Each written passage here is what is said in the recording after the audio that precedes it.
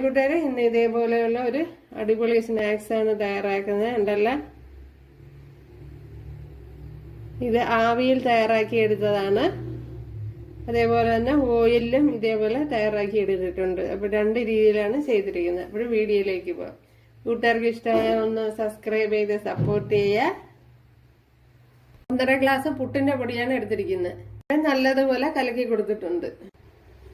ഇനി ഇതിലേക്ക് നമ്മുടെ ഈസ്റ്റ് ചേർത്ത് കൊടുക്കുക. നേരത്തെ തയ്യാറാക്കി വെച്ചിരുന്ന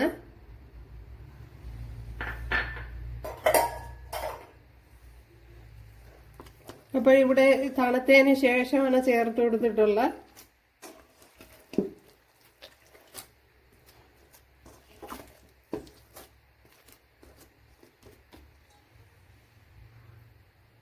നമ്മുടെ മാവ് ഇവിടെ നല്ലതുപോലെ റെഡിയായി വന്നിട്ടുണ്ട്. കണ്ടല്ലേ,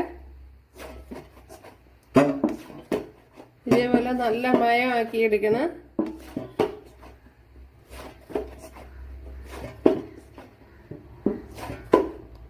കണ്ടല്ലേ, നല്ല പോലെ സോഫ്റ്റ് ആയിട്ടുണ്ട്. ഓയിലിലേക്ക് ചേർത്ത് കൊടുക്കുക. ഓയിൽ ചൂടായിട്ടുണ്ട്.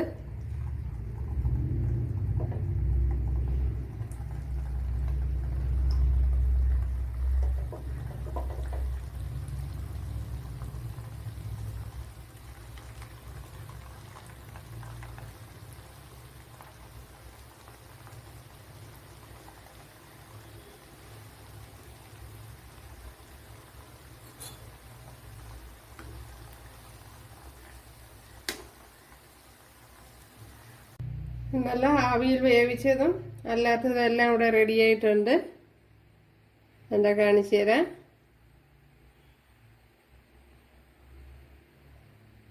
നല്ല സോഫ്റ്റ് ആണ്. അകം പുറം ചെറിയ രീതിയിൽ ഒരു ക്രഞ്ചി ആയിട്ട് വരും. ഒത്തിരി അങ്ങ് മൂപ്പിക്കേണ്ട. അപ്പോഴേതുകൊണ്ട് ഇതേപോലത്തെ കളറാകുമ്പോഴത്തേനും അങ്ങ് എടുക്കണം. അപ്പോൾ ഇതേപോലത്തെ കളറായി കഴിഞ്ഞാൽ ഇച്ചിരി പുറം ഇച്ചിരി എന്തോന്നാണ് കുറച്ച് ഹാർഡാവും. അപ്പോഴതിനേക്കാളും ഇതേപോലെ എടുക്കുന്നത് കുറച്ചുകൂടെ നന്നായിരിക്കും. പിന്നെ ആവിയിൽ വേവിച്ച് കൊടുക്കുക. അത് ഇതേപോലെ സോഫ്റ്റ് ആയിട്ടിരിക്കും. ഉണ്ടല്ലേ, അപ്പോൾ എല്ലാവരും ചെയ്ത് നോക്കുക. കൂട്ടുകാർക്ക് ഇഷ്ടമായാൽ ഒന്ന് സബ്സ്ക്രൈബ് ചെയ്ത് സപ്പോർട്ട് ചെയ്യുക. അപ്പോൾ അടുത്തൊരു വീഡിയോ ആയിട്ട് കാണാമെന്ന് പറഞ്ഞുകൊണ്ട് എല്ലാവർക്കും താങ്ക്സ്.